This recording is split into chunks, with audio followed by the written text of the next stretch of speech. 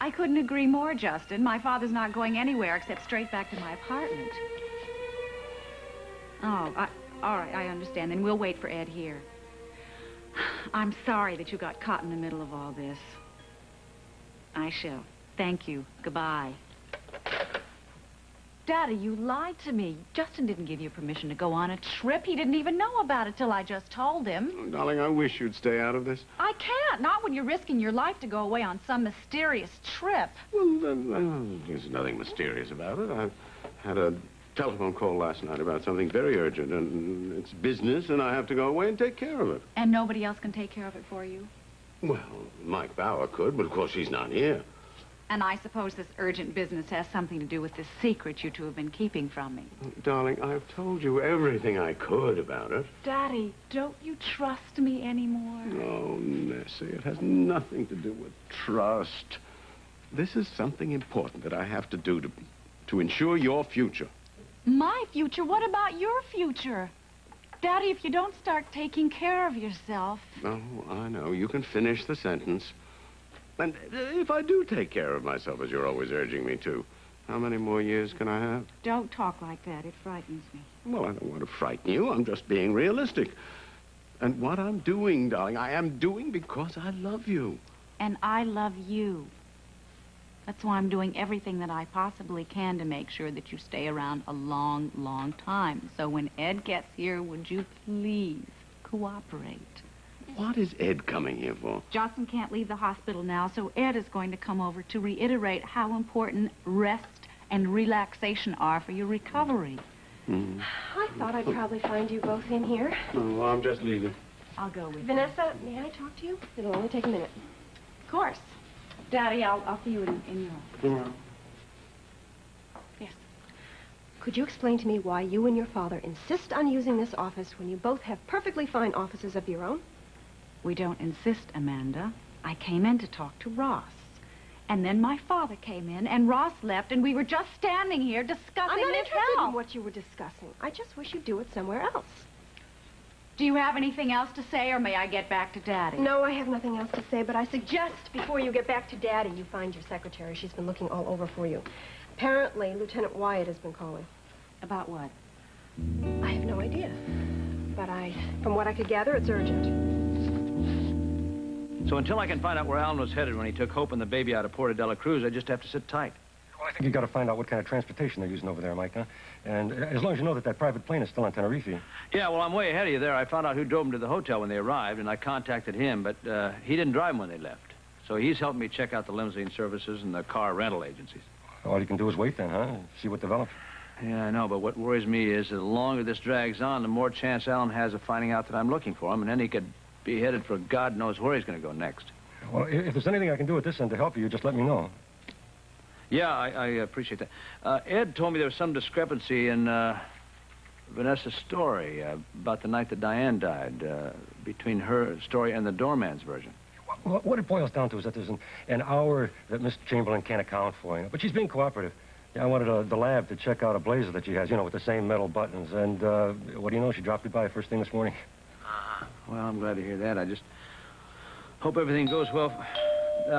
Hold on a second. Yeah, come in. You want me to wait? No, I'll call you back when I have something to report. See you later. Yeah, I hope you have something for me. I think so, Mr. Bauer. I spoke to a friend of mine. He works for another limousine service here. And when I described Senor Spaulding and his family, he said he recognized them. Good. Does that mean that he drove them someplace? Yes, but he didn't speak to Senor Spaulding. Senor Jennings made all the arrangements ahead of time. Well, where did he take them, do you know? To a heliport. It's about 20 kilometers from here. How long will it take us to get there? Oh, not long. Maybe half an hour. Well, let's go.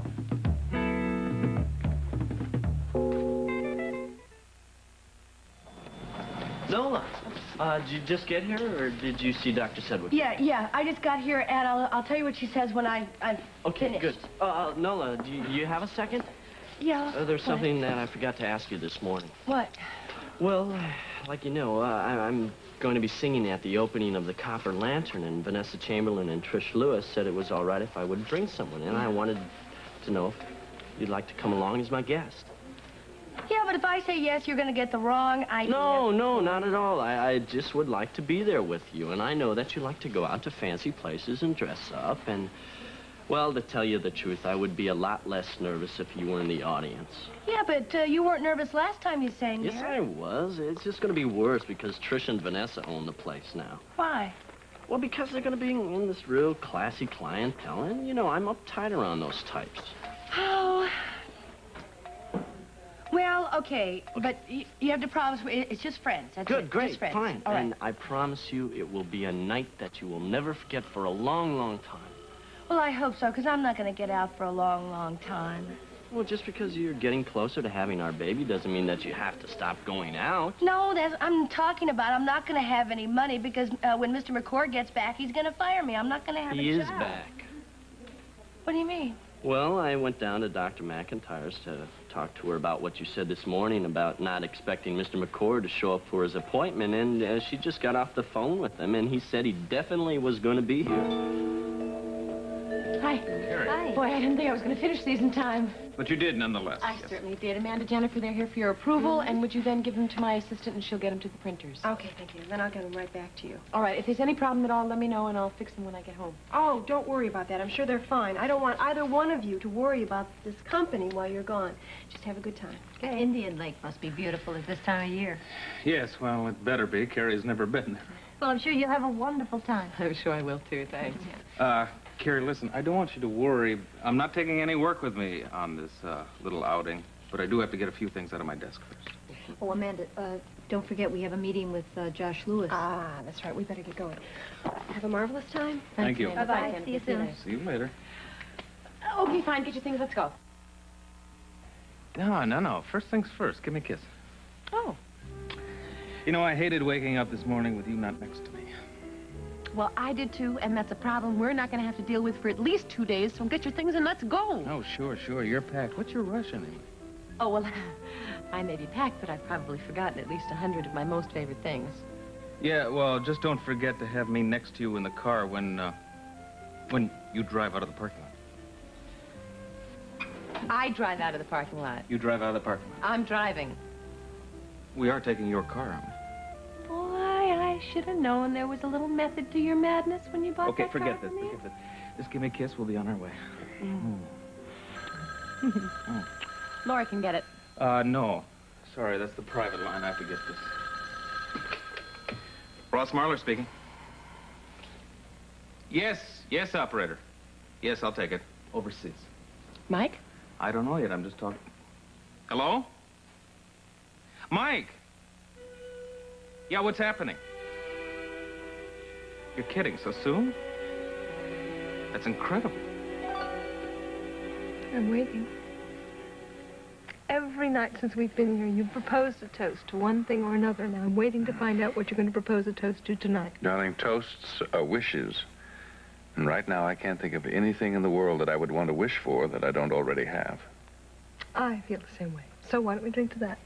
Why don't we drink to all the love and the security and the happiness we've had, and may it last forever.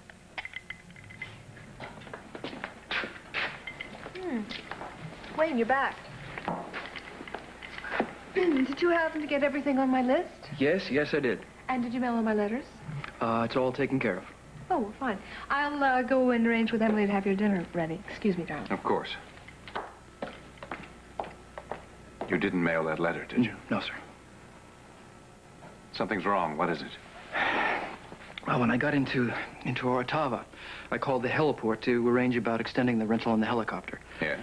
The owner said a man had been there, an American, and he was asking a lot of questions. About me? Both you and Mrs. Spaulding. And he had photographs of the two of you, and he wanted a positive identification. Mike Bauer. I'm afraid so. He also asked the owner to call him in the Hotel Botanica if he heard from me. I promised him a check if he didn't make that call, but I didn't want to say too much more for fear of making him suspicious. That's why I came right back here to find out what you want me to do next.